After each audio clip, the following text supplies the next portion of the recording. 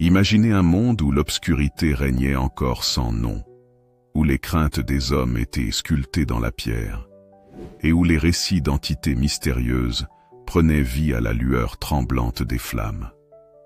Bien avant que les récits bibliques ne tracent les contours de ce que nous appelons aujourd'hui le diable, les Sumériens, l'une des premières civilisations connues, avaient déjà donné naissance à des mythes fascinants sur des entités sombres et puissantes.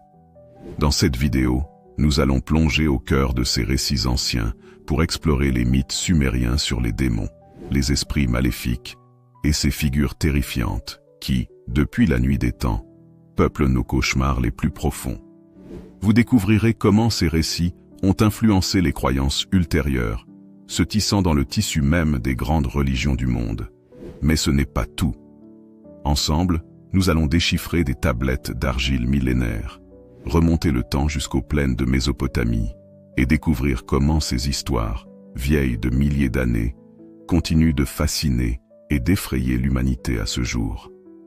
Chaque détail, chaque révélation vous tiendra en haleine. Alors, installez-vous confortablement et préparez-vous à explorer les profondeurs de l'inconnu.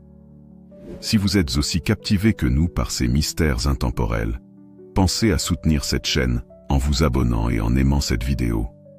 Cela nous aide à continuer de révéler des histoires étonnantes et à partager des récits qui résonnent avec les âmes curieuses comme la vôtre. Restez jusqu'à la fin, car ce voyage au cœur des mythes sumériens promet de bouleverser tout ce que vous pensiez savoir sur l'origine des ténèbres. Prêt à plonger? Allons-y. Dans l'immense plaine fertile située entre les fleuves Tigre et Euphrate, là où la vie humaine s'organisait en cités-États prospères, les Sumériens avaient une vision unique du monde. Pour eux, la réalité n'était pas limitée à ce que l'on pouvait voir ou toucher. Elle s'étendait dans des dimensions invisibles où résidaient des forces mystérieuses, des divinités bienveillantes, mais aussi des entités sombres qui incarnaient la peur, la destruction et le chaos.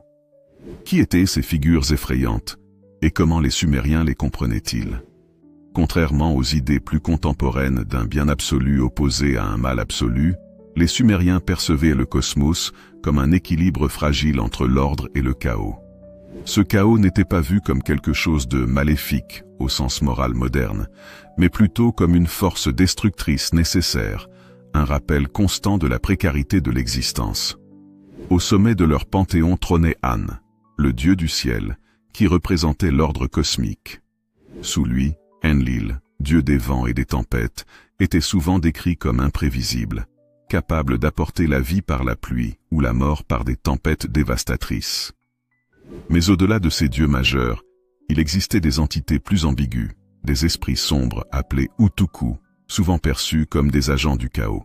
Les Utukku étaient des êtres invisibles qui, selon les Sumériens, pouvaient apporter maladie, folie et malheur. Certains d'entre eux étaient des âmes de défunts incapables de trouver la paix dans l'au-delà. Ces esprits errants hantaient les vivants, rappelant à tous l'importance des rites funéraires appropriés. D'autres étaient des créations de Dieu en colère, envoyées pour punir ou tester l'humanité. Parmi les entités les plus célèbres de la mythologie sumérienne figure Pazuzu, un démon du vent souvent représenté avec un visage hideux, des ailes de chauve-souris et des griffes acérées. Bien que connu pour sa capacité à apporter la peste et la famine, Pazuzu occupait une place complexe dans les croyances sumériennes. Paradoxalement, il était également invoqué comme protecteur contre d'autres forces malveillantes, notamment la déesse démon Lamashtu, responsable de la mort des nouveau-nés. L'histoire de Pazuzu illustre la dualité des entités sombres dans la pensée sumérienne.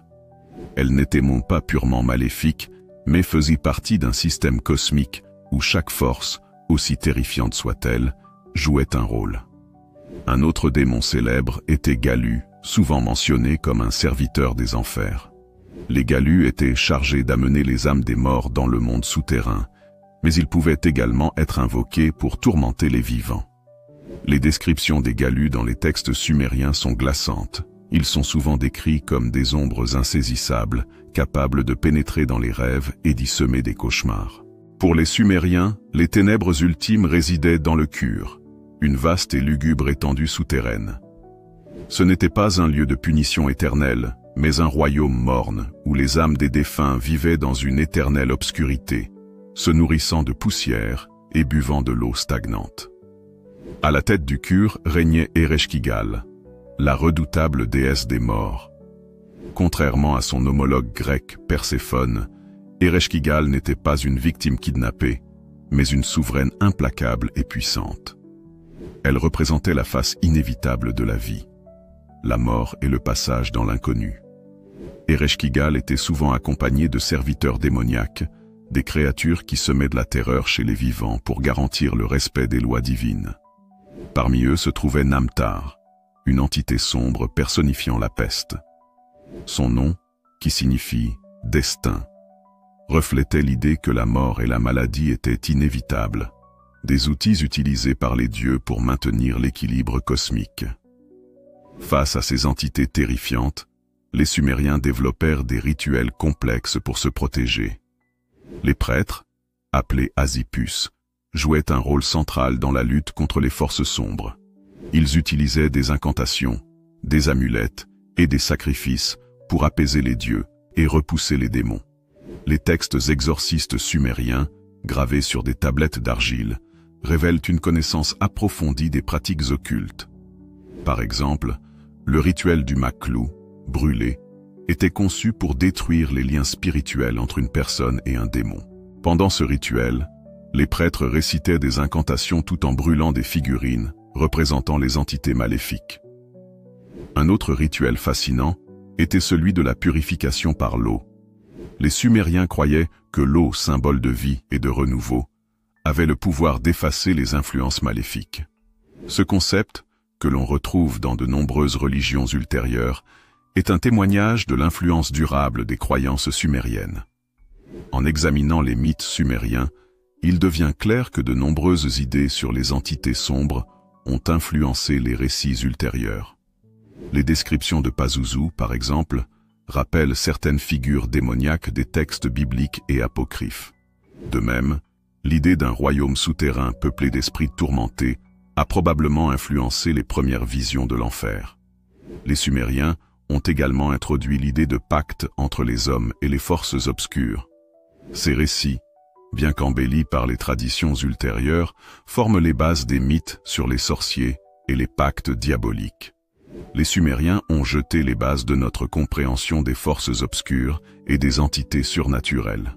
Leurs récits, à la fois fascinants et effrayants, continuent de résonner dans les traditions du monde entier. Mais ce n'est que le début de notre exploration. Dans les lignes qui suivent, nous plongerons encore plus profondément dans les récits spécifiques, explorant les mythes et les légendes qui ont survécu à l'épreuve du temps. L'une des figures les plus effrayantes des mythes sumériens est Lamashtu, une entité démoniaque unique en son genre.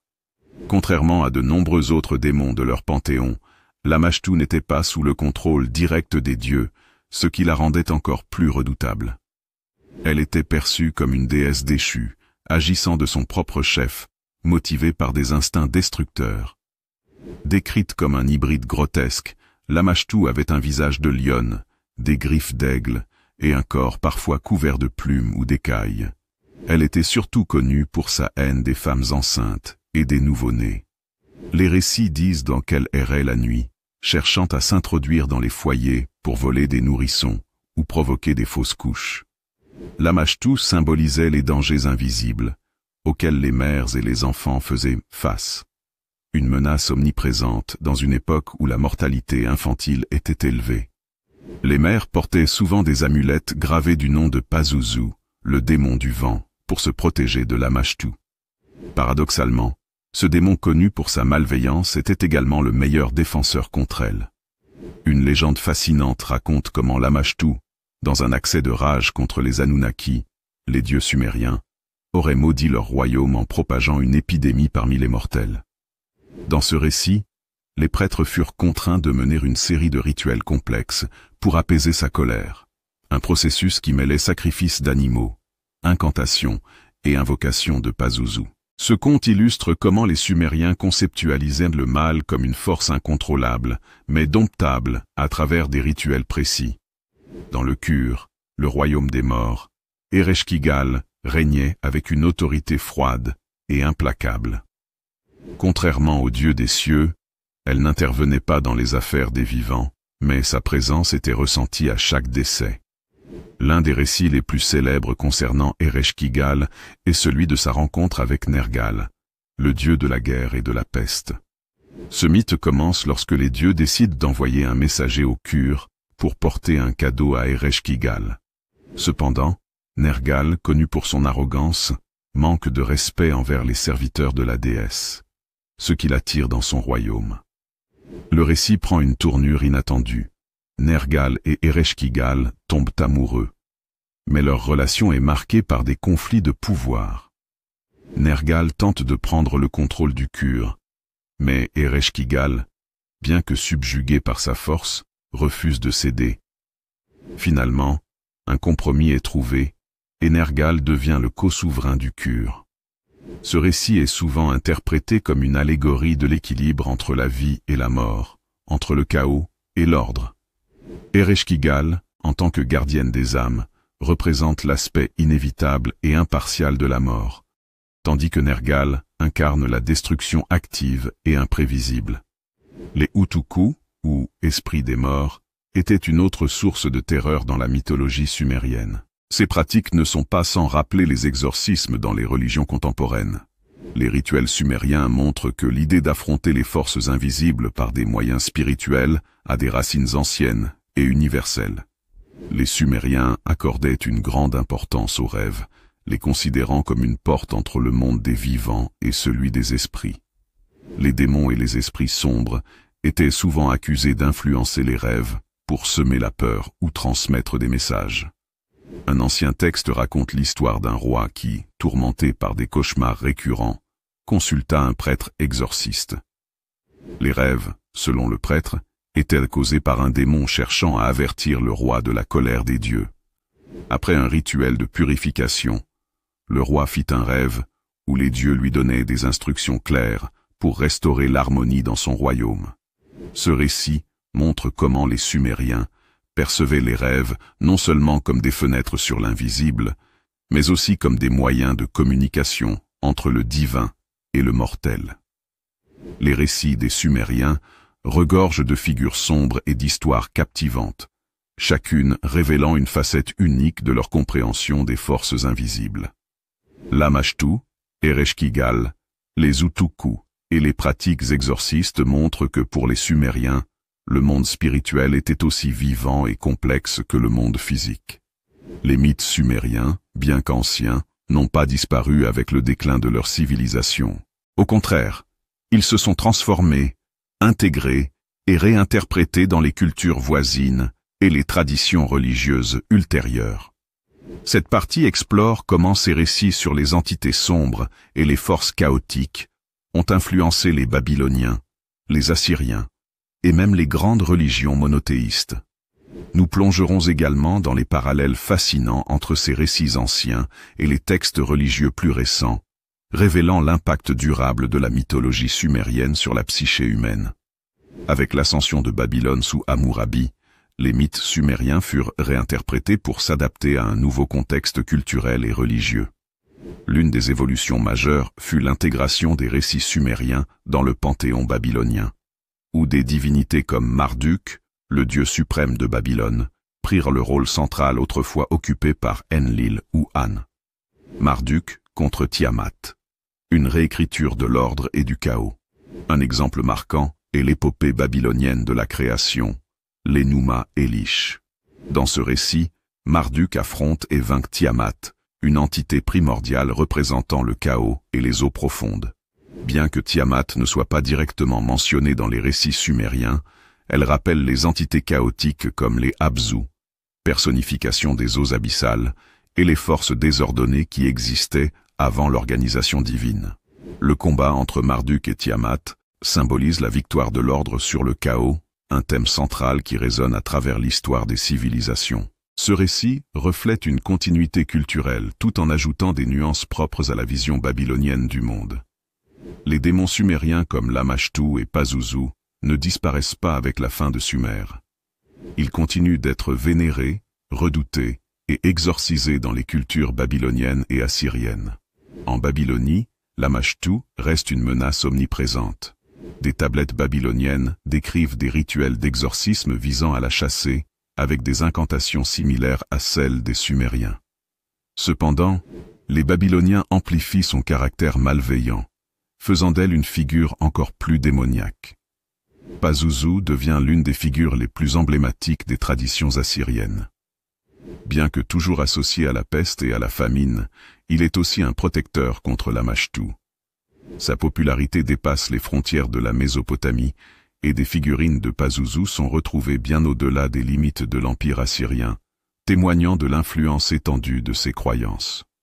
Le concept sumérien du Kur, un royaume sombre et morne, évolue dans les croyances postérieures, pour devenir plus complexe et moralement chargé. Dans les textes hébraïques anciens, le Sheol est décrit comme un lieu souterrain où les âmes des morts résident. Ce concept, bien que différent dans ses détails, rappelle le Kur sumérien. Les deux sont des lieux d'obscurité et de silence, où les âmes vivent dans une forme d'existence réduite. Cependant, avec le temps, le Sheol évolue pour inclure des aspects moraux. Les âmes justes et les âmes pécheresses commencent à être différenciées, une idée qui émerge plus tard dans les récits apocalyptiques et qui prépare le terrain pour les concepts chrétiens et islamiques de l'enfer. Les images de l'enfer dans la tradition chrétienne, avec ses flammes et ses tourments éternels, diffèrent du Kur sumérien, mais elles partagent des éléments fondamentaux. Les figures démoniaques qui torturent les âmes, par exemple, trouvent leurs racines dans les descriptions des Utukku et des serviteurs d'Ereshkigal. La vision sumérienne des démons comme des forces chaotiques, parfois nécessaires, a influencé les conceptions ultérieures des entités maléfiques. Les djinns de la tradition islamique, des êtres invisibles faits de feu, rappellent les Utukku et d'autres esprits sumériens. Comme les démons sumériens, les djinns ne sont pas intrinsèquement mauvais. Ils possèdent une volonté propre et peuvent choisir entre le bien et le mal. Le concept du diable dans les traditions judaïques, chrétiennes et islamiques a des parallèles frappants avec certaines figures sumériennes. Par exemple, le rôle de Satan en tant qu'accusateur et tentateur évoque des entités comme Namtar, le messager d'Ereshkigal, qui semait la maladie et la mort comme une forme de jugement divin. Les rituels d'exorcisme sumériens, perfectionnés par les prêtres Asipus, ont laissé un héritage durable dans les pratiques religieuses du monde entier. Les prières et les rituels utilisés par les prêtres sumériens pour chasser les démons trouvent un écho dans les pratiques chrétiennes d'exorcisme. Les similitudes incluent l'utilisation de textes sacrés, l'appel à des forces divines et le rôle d'un intermédiaire religieux pour affronter les entités invisibles. Même aujourd'hui, des éléments de la pensée sumérienne survivent dans les pratiques modernes. Les croyances en des lieux hantés, en des objets maudits ou en des esprits errants trouvent leurs racines dans les récits sumériens sur les Utukku et autres entités sombres. Les mythes sumériens, bien qu'ancrés dans une époque lointaine, ont laissé une empreinte indélébile sur l'humanité. En traversant les âges, ces récits ont été réinterprétés, intégrés et transformés dans des cultures et des religions variées. Du Kur à l'enfer chrétien, de Lamashtu à Satan, les échos de Sumer résonnent encore dans notre imaginaire collectif.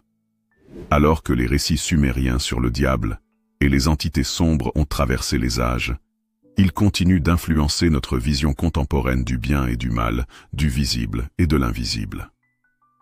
Les légendes de Sumer ont inspiré nombre d'histoires modernes, du fantastique au cinéma. Les récits sur des entités sombres et sur le combat contre le chaos ont trouvé un écho puissant dans les œuvres de fiction. Des auteurs tels que H.P. Lovecraft ont puisé dans les mythes mésopotamiens pour imaginer leurs propres récits terrifiants. Par exemple, la figure de Tiamat et le chaos primitif rappellent les grands anciens de Lovecraft, des entités cosmiques mystérieuses et terrifiantes. Les démons sumériens comme Lamashtu inspirent également des personnages monstrueux dans des romans et des films d'horreur. Le démon Pazuzu, popularisé par le film L'Exorciste, 1973, est directement tiré des croyances sumériennes et babyloniennes. Dans le film, Pazuzu est présenté comme une force maléfique responsable de possessions démoniaques, Mais dans la mythologie originelle, il avait un rôle ambivalent, protégeant parfois les humains de Lamashtu. Ce genre d'adaptation montre comment les récits anciens sont souvent simplifiés ou modifiés pour s'adapter à l'imaginaire moderne. Les découvertes archéologiques en Mésopotamie ont révélé des objets fascinants liés aux mythes sumériens. Ces artefacts, parfois mystérieux, soulèvent des questions sur les croyances et pratiques anciennes. De nombreuses tablettes d'argile contenant des incantations contre les démons ont été découvertes, notamment celles utilisées pour repousser Lamashtu. Ces textes révèlent des rituels complexes, souvent accompagnés de dessins représentant les démons.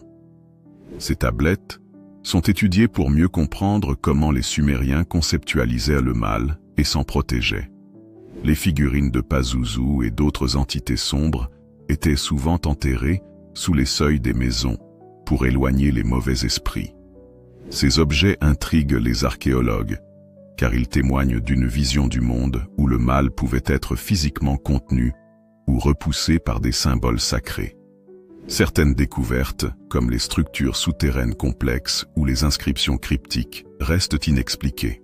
Ces éléments pourraient indiquer des rituels ou des croyances encore inconnues, ce qui alimente les théories sur des pratiques occultes ou des connaissances perdues. Aujourd'hui, de nombreux chercheurs et amateurs de spiritualité se tournent vers les mythes sumériens pour mieux comprendre les origines de concepts religieux et philosophiques. Certains groupes spirituels modernes adoptent des éléments des croyances sumériennes, voyant en elles une sagesse ancienne sur l'équilibre entre le chaos et l'ordre. Les rituels d'exorcisme, les invocations des Anunnaki et les représentations des forces invisibles sont revisités dans un cadre contemporain. Des théories pseudo-scientifiques, comme celle proposée par Zecharia Sitchin, associent les Anunnaki à des entités extraterrestres. Selon ces théories, les récits sumériens sur des dieux venus du ciel pourraient être interprétés comme des contacts avec des civilisations avancées. Bien que ces idées soient controversées, elles montrent l'impact durable des récits sumériens sur l'imaginaire collectif. Les mythes sumériens, bien qu'anciens, offrent une perspective unique sur la manière dont les premières civilisations percevaient le monde. Des psychanalystes comme Carl Jung ont souligné l'importance des archétypes dans les récits anciens. Les figures comme Lamashtu ou Ereshkigal peuvent être vues comme des représentations des peurs universelles, comme la perte, la mort ou le chaos. Ces récits nous rappellent que, malgré les progrès technologiques, les humains continuent de lutter avec les mêmes angoisses fondamentales. Les Sumériens, avec leur vision du cure et des eaux primordiales, ont offert une compréhension symbolique de l'univers. Aujourd'hui, les scientifiques étudient ces récits pour voir comment les premières civilisations tentaient d'expliquer les phénomènes naturels et cosmiques. Pourquoi les mythes sumériens continuent-ils de captiver autant? Parce qu'ils abordent des thèmes universels. Le bien contre le mal, l'ordre contre le chaos, et la lutte pour comprendre l'invisible. Ces récits rappellent que les êtres humains, à travers le temps, ont toujours cherché à donner un sens au mystère de la vie et de la mort. Les Sumériens, malgré leur éloignement dans le temps, partagent avec nous cette quête de sens. Avec les avancées technologiques, comme l'utilisation de l'intelligence artificielle pour déchiffrer les tablettes cunéiformes, de nouveaux mystères sur Sumer sont susceptibles d'être révélés. Ces découvertes pourraient encore enrichir notre compréhension des mythes et de leur impact. Les récits sumériens ne sont pas de simples vestiges d'un passé lointain. Ils sont vivants dans notre culture, notre spiritualité et notre imagination. Leur capacité à traverser les âges, à inspirer les artistes, à interroger les chercheurs et à fasciner le grand public témoignent de leur puissance intemporelle. Alors que nous concluons cette exploration, une question demeure. Que reste-t-il encore à découvrir? Les ténèbres de Sumer n'ont pas encore livré tous leurs secrets, et peut-être que, dans les siècles à venir, de nouvelles révélations viendront encore enrichir ces récits fascinants. Si vous avez aimé ce voyage dans l'univers mystérieux de Sumer, n'oubliez pas de vous abonner à notre chaîne et de partager cette vidéo avec d'autres passionnés. Ensemble, continuons à explorer les mystères de l'humanité, du passé lointain à l'infini de l'avenir. Merci infiniment d'avoir suivi cette vidéo jusqu'à la fin.